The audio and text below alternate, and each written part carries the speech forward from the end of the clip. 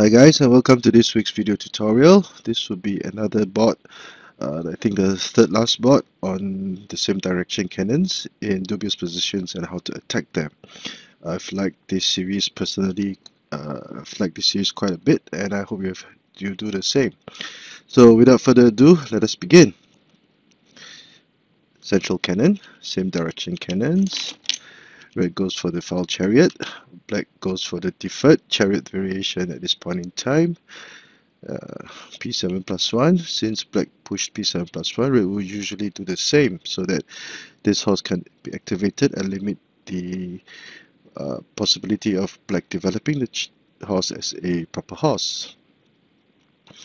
In this board, black could play C2 plus 4 very early on. This would be a targeted approach, discouraging H8 plus 7 from happening, or C2 equals to 3, or even C2 equals to 7 would be possibilities.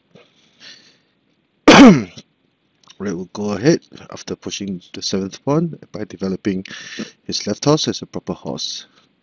Now, at this point in time, this would be the dubious move. This move is dubious because black's right flank was not developed. Now, the sound move at this point would be to play H2 plus 3 to develop this flank and to give the center more support. Now, it follows that if H2 plus 3 were played, let's see, for example, H2 plus 3 were played. If red tried to play H7 plus 8, black could always develop this chariot, this chariot R9 plus 1, or play C2 equals to 7 for further development. Now, the resulting position would be one of the trending or commonly played opening lines, which are considered tabia for this opening variation. So R9 plus 1 was played in this board, and this will be the topic of discussion or the dubious position for this board. Now, at this point in time, we will be looking at 3 different counters that were mentioned in the book. But before we continue, now the 3 counters are H8 plus 7, R2 plus 4, and P3 plus 1. Now, before we continue, H7 plus 6 would not be a good idea at this point, even though red would hope to be able to play P7 plus 1 to dislodge this cannon and force it over here, or even capture the central pawn. Because if this move were played, black could immediately play R9 goes to 4 to threaten the horse, forcing it to move, and red could develop his horse as need be, when red would not have gained anything for his efforts. If C8 equals to 7, black would have C2 equals to 3. So, in comparison, red will fall behind in the development of his left flank. So H7 plus 6 is not a viable variation. So let us go to variation 1, H7 plus 8, which black could play the horse to external root file, but this approach has been suggested to be overly dogmatic. Now, black was still concerned with H2 plus 3 and decided to play H7 plus 8.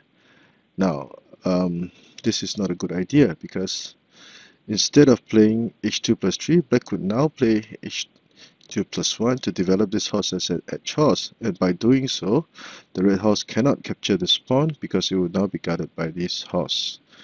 And red will lose focus in his attack or the direction of his attack. He would have to make immediate plans to or he would have to alter his plans immediately.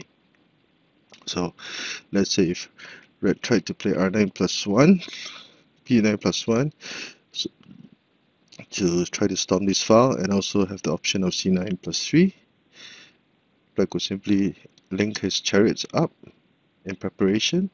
P9 plus 1, R9 plus 5, and black would immediately offer a trade of material with H1 plus 2. Now, the chariot cannot capture the horse because it is guarded by this cannon. R9 plus 3, and after trading chariots, follows at this point in time, black will be considered to have the advantage because black could continue with R2 plus 4, R2 plus 6, or H2 plus 4, because now this very important line is controlled by black.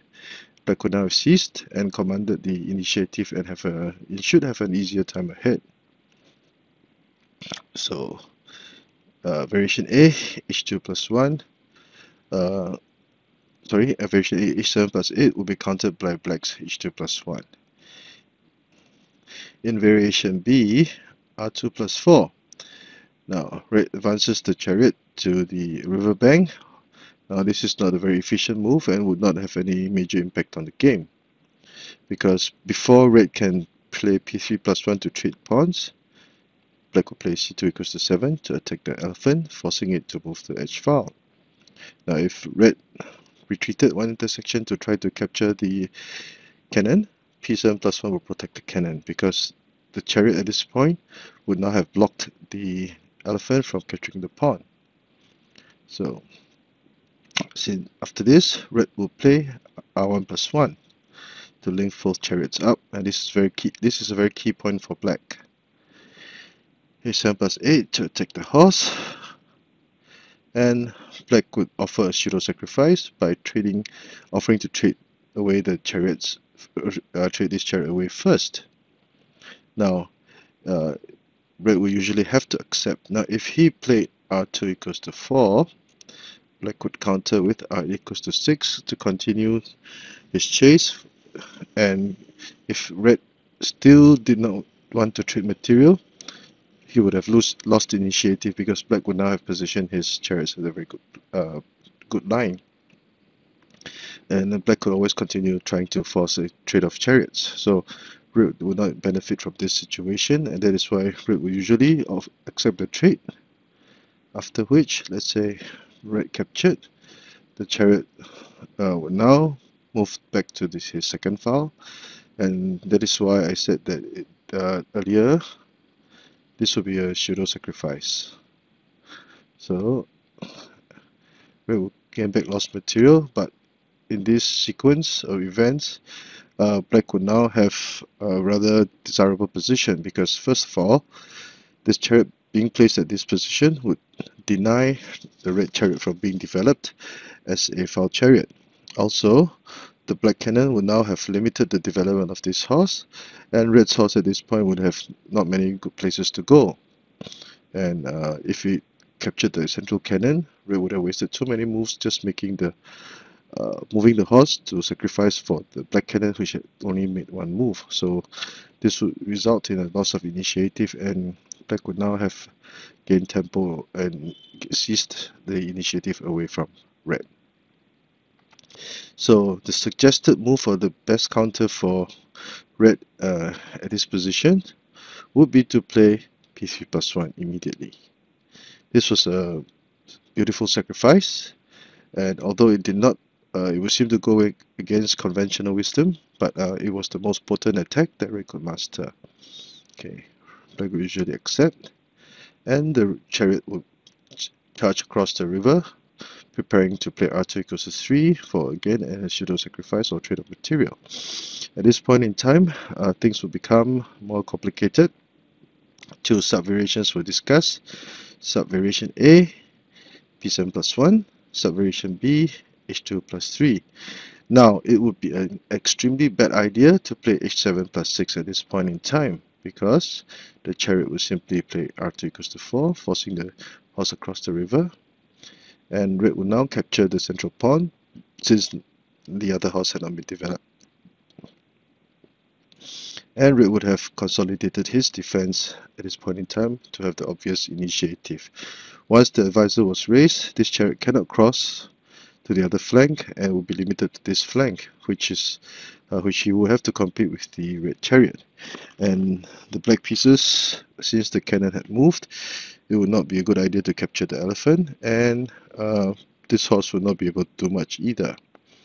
And perhaps the best move, or most viable move, would be the cannon, but again, it would not be able to do much, and he would have to fear the h7 plus 6 by red, and black would have to find time to develop his right flank, so red would have the obvious initiative.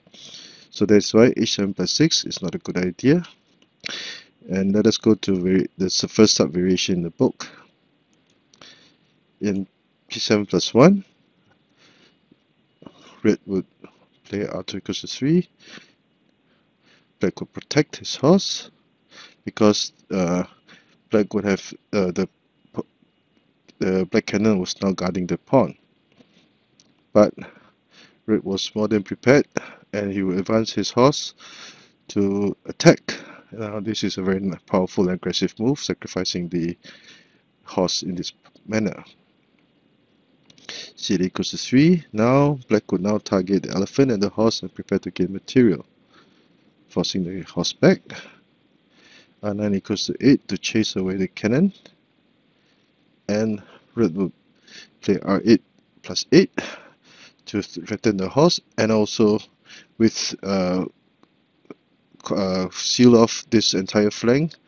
There are two major black pieces over here, which has been sealed off by one red piece, and so we will have the obvious initiative at this point in time.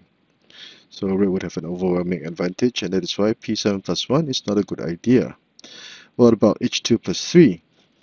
Black tries to mobilize his right flank, as can be seen if we were to compare with this situation. So in the second variation, black would play h2 plus 3 to try to mobilize his right flank. But in doing so, this horse would now be under attack. Black would have wasted one move and to move the chariot to protect the horse, and red will simply capture the pawn that had crossed the river. Now this is a very concise and no-nonsense counter by red.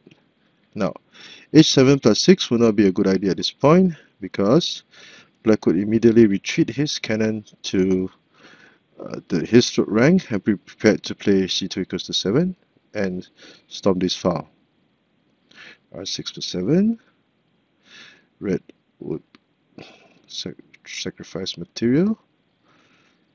Black would play r1 equals to 2, but again red would now attack this file, and black would sacrifice material to counter-attack. The losses that red would have sustained would have outweighed the gains that he had.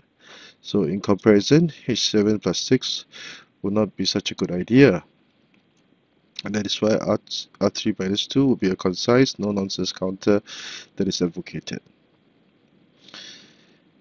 Seeing that there's not much to be done by keeping the cannon on this rank, black will retreat the cannon. Now at this point in time, h3 plus 4 will be, this is a very key move for red to try to maintain the advantage. Now with this move, it would be a bad idea to play h7 plus 6 because of the cannon pin. Now r3 equals to 2 would also not be a good idea, as red tried to move his chariot away from black c2 equals to 7, because red would have wasted some moves over here. Black would have simply played h7 plus 6. Now red will play h7 plus 6 also. h7 plus 8 would not be a good idea because of black's h7 plus 6, but by now the horse would threaten the chariot, and there's also the threat of capturing the elephant. So either way, now if red played r2 equals to 3, black will counter with a very vicious c5 equals to 7 for the double cannons to attack the elephant over here. So red will be in all sorts of trouble. So that is why h7 plus 6 is not a good idea, because this red will want to prevent or discourage black from playing h7 plus 6 also. 1 equals to 2, c equals 7, and black will now have mobilized all these major pieces. Black can also offer to trade off chariots with r9 equals to 8. Either way, black will gain a state of confrontation, and he can be fairly satisfied with this position. So r3 equals to 2 is not a good idea, and the best move would be to play h3 plus 4, so that when black plays c2 equals to 7, red will counter with h4 plus 3. This is a very, very stubborn counter, and a very powerful one at the same time, because now the the horse will be threatening the black chariot. Black will usually play r9 equals to 8. R1 equals to 2 would not be a good idea because red will protect the cannon, offering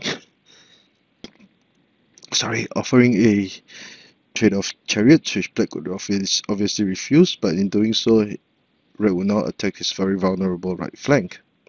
So R1 equals to 2 is not a good idea. It will not be as good as R9 equals to 8. Red will develop his left flank. Black would do likewise. Now, A4 plus 5 is not a good idea because red would be prepared to play C8 equals to 6 to trade cannons, and black's attack or any attempts at counter-attacking would be snuffed. R1 equals to 2. Again, red would play C8 equals to C8 plus 6 to pressurize this entire flank, and black would usually opt to change formations for the time being. Now, black could choose c5 equals to 4 or c5 equals to 6, but c5 equals to 4 will be the better counter in this situation, because if c5 equals to 6 were played, red would charge the center, and red would simply threaten to checkmate with h3 plus 5. So h3 plus 5 if followed by h7, h5 plus 7 would be a checkmate, or threat for kill, forcing the cannon away. So the chariot will still be protected. 2 plus 1, 3 plus 3, check, forcing the cannon to block, capturing the cannon, preparing to storm the center, etc., protecting the horse. And although red had sacrificed material, his attack down the center was simply very ferocious. The black cannon would have blocked or prevented the elephants from linking together, and if any of the advisor were moved, black would lose the cannon. If chariot retreated, black would lose the black horse. So either way, red's offensive is very ferocious, and black would have a hard time. So that is why c5 equals to 6 would not be as good as c5 equals to 4. And after this move was made, since the red cannon would not be able to do much, red would usually play c8 minus 2 to attack the central file. Both colors will be pestering each other, but red has the slight advantage. Now, at this point in time, this would be an ideal situation for red. Now, if let's say black tried to continue with r8 plus 1, red could always play c8 equals to 5, offering a trade of chariots and also threatening the black chariot. Okay, 7 plus 5. So if r equals to 7, c5 equals to 9. Again, the cannon will be threatening. This will be a discovered check, and black would lose the chariot. A7 plus 5 must be played, and red could play a very beautiful move of h3 plus 4, whereby this will be a fork in the sense that the chariot will now be attacking the cannon, and this horse cannot move even though it's protected by the chariot. If it moved, the cannon would be delivering a check, so red would have the advantage in this situation. The horse would also threaten to capture the cannon for a pal corner horse check. So in this situation, red would have quite a significant advantage. So a quick recap of this board. Sorry. I will do it in the eyes of black. Okay, central same direction cannons, file versus deferred chariot variation, p7 plus 1, and this would be c2 plus 4, which is still considered okay. Red plays h8 plus 7, and this would be the questionable or dubious move. Now, 3 variations were discussed. The first would be h7 plus 8, the second r2 plus 4, and the third p3 plus 1, which would be red's best counter. In the first variation, h7 plus 8, and after Black will counter with the edge horse, and after some maneuvering of the material, Black will force a trade of chariots and command the important lines. Variation 2, R2 plus 4, variation B, sorry. R2 plus 4 would not be able to do much. C2 equals to 7 would prevent P3 plus 1 from happening and force the elephant to the edge file, and Black could be faster in developing material. Initiate to 7, threatening the horse, and Black could simply offer a trade of material. And this would be a pseudo sacrifice. Black would give back lost material and have a better positioning, limiting the development of the red pieces at the same time. Variation C, P3 plus 1 would be red's best bet. And R2 plus 6 would be played. Two sub-variations were discussed. P7 plus 1 and H2 plus 3. P7 plus 1 is not a good idea. And after trading material, red would have a significant advantage in terms of space.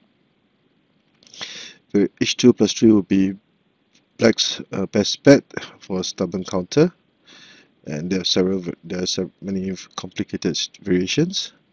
R2 equals to 3. Black will now retreat the cannon and attack this file in this manner. Red will counter very aggressively, and C5 equals to 4 to dislodge, forcing the cannon back.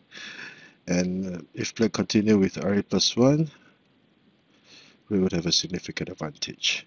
Now in this board, the key point to note was that R9 plus 1 was the result of a very dubious position, because red would not simply allow Black to move the chariots to gain a favorable line at this point in time.